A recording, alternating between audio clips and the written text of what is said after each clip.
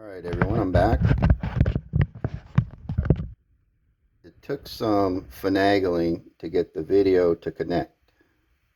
You have to connect to the network that comes with the camera. Once you connect to the network that comes with the camera, then you turn on the camera and it automatically connects. But you have to be connected to the network that comes with the camera. That's the trick. So I finally figured that out. It's kind of a pain in the neck. Excuse me. So now I've got it plugged in. I think I had left it on. It was plugged in, but I'd left it on, and then I had unplugged it. So I plugged it back in and it powered up. Also, you add a micro SD card right here.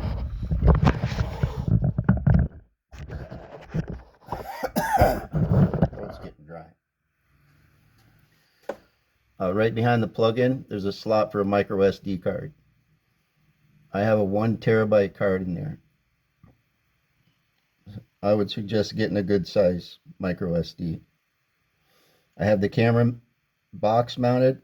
I have the strip for the camera stuck to the box. I have the camera stuck underneath.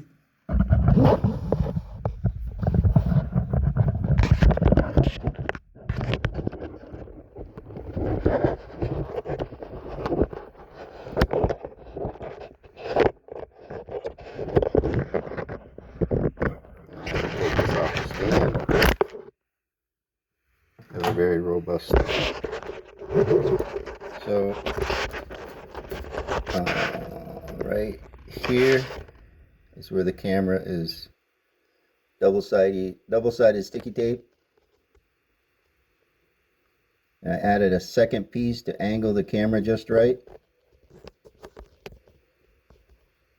It can see the tip of it can just barely see the tip of the laser nozzle, but the nozzle itself is blurry, but it can see the grate perfectly fine. This is not blurry, just the tip of this is blurry, but what's underneath and what's being lasered will look just like what you're seeing right now, nice and clear.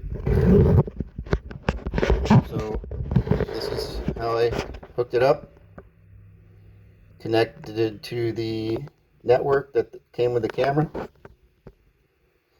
added a micro SD.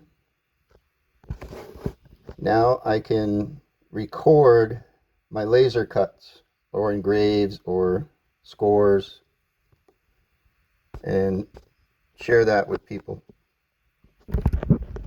So this video is done as far as an installation using double-sided sticky tape. It's thick, really sticky stuff, and this mini camera. I'm done with installing it, so next thing is to post some videos of some laser cutting and engraving and scoring. Thanks for watching.